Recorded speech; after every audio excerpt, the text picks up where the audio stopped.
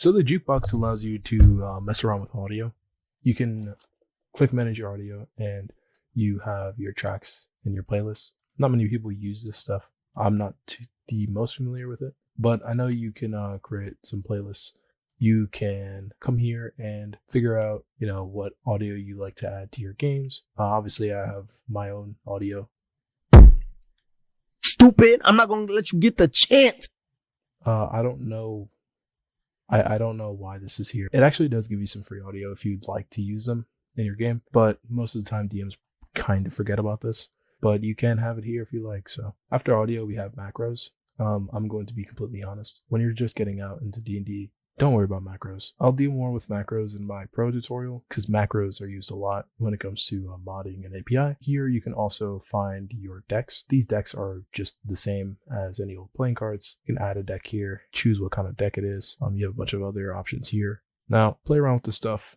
You have once you actually show the deck to the players, then it will come onto this screen. You can, obviously deal to people and stuff. Like I said, play around with it. It's not the most used feature on Roll20. So in Roll20, you have all these settings, and I saved this for last because this is it would be the hardest to explain if I didn't go through everything else first. So you can obviously change your display name. A lot of people don't know you can do this. You can just change your name to whatever you want. You can click here to pop out jar files into new windows.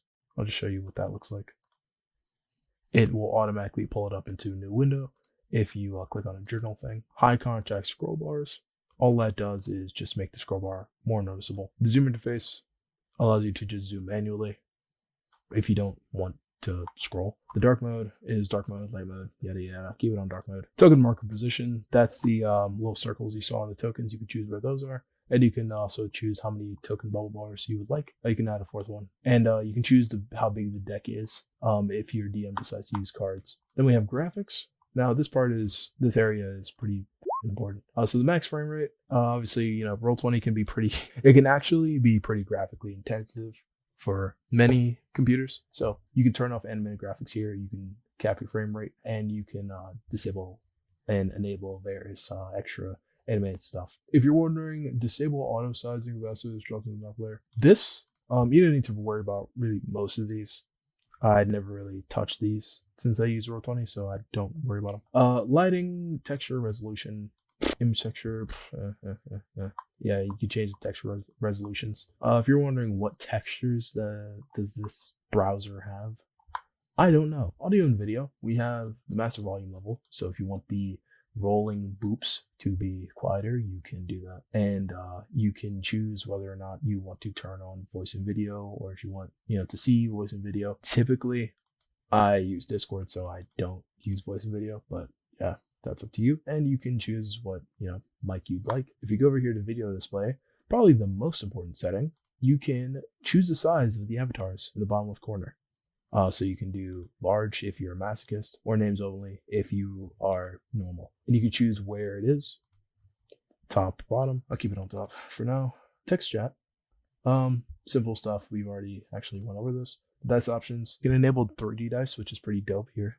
Let me show you. If you roll a d20, it rolls a d20, and it's the same color as your color on Roll20. So I can roll black dice. I said I can roll a black dice. Now you can't even see what I rolled. So you can also choose automatically roll 3D dice. Don't do that, it lags your computer. I don't have 3D dice on. I don't honestly think other people can see 3D dice unless they have it enabled. So there's really no point to me. It's just for immersion. Then we have all the keyboard shortcuts.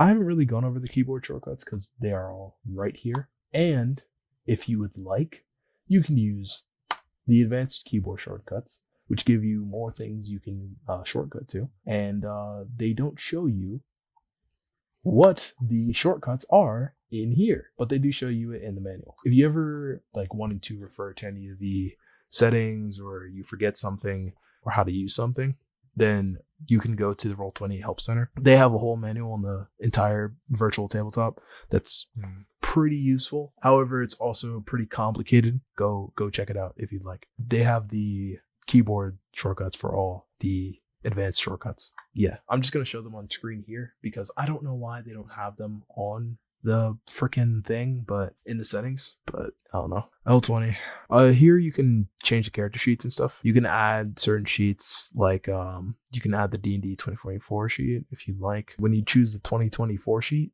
you can just go to here and add the 2020 or the 2014 sheet, and it will allow players to choose between them. Lastly, for the settings, we have miscellaneous. The miscellaneous only contains the transmogrifier, which we will get to in the pro course. But that is for another time because you have just completed the Roll20 course. Good job.